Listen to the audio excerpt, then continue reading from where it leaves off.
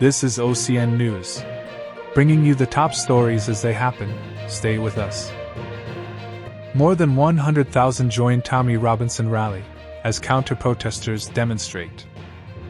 More than 100,000 people have joined a march in central London organized by far-right activist Tommy Robinson, with a counter-protest by anti-racism campaigners also taking place.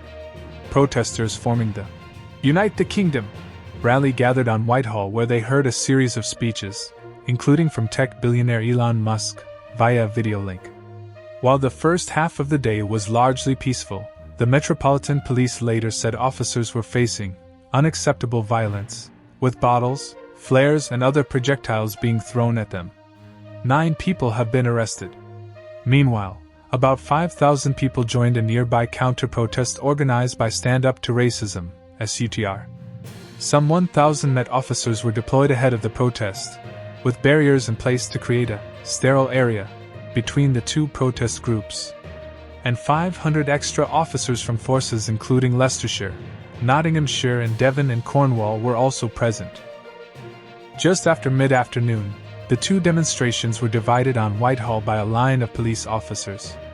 One side waved placards saying, "Refugees welcome! Stop the far right!"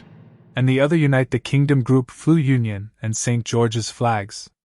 However, the Met said some officers had been attacked while trying to keep the groups apart.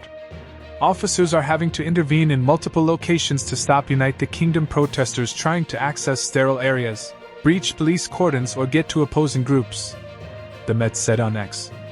A number of officers have been assaulted.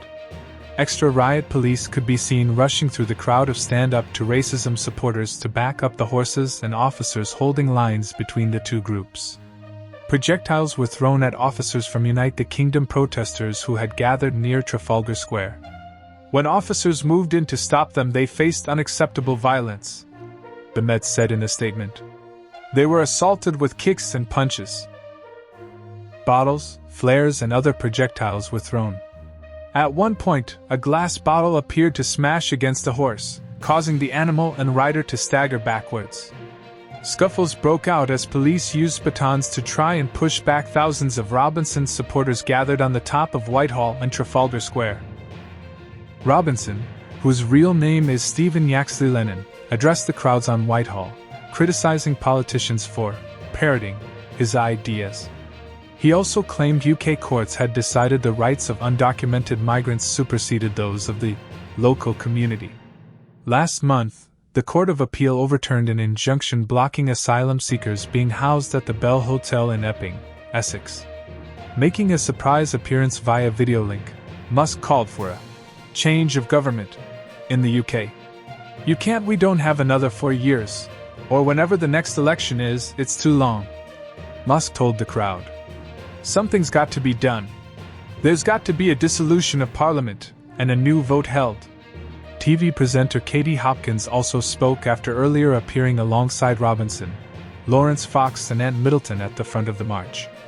At the Stand Up to Racism rally, independent MP Diane Abbott told demonstrators, "We know racism and violence and fascism is not new. But you know what? We have always defeated that racism and violence."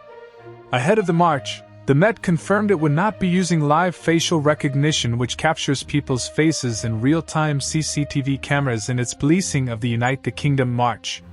It also said there were particular concerns among some in London's Muslim communities ahead of Robinson's protest, citing a record of anti-Muslim rhetoric and incidents of offensive chanting by a minority at previous marches. The Met said that it had ordered the Unite the Kingdom rally to end by 1800 hours and the counter-protest to end by 1600 hours, in line with when the organizers told the force they expected speeches to end.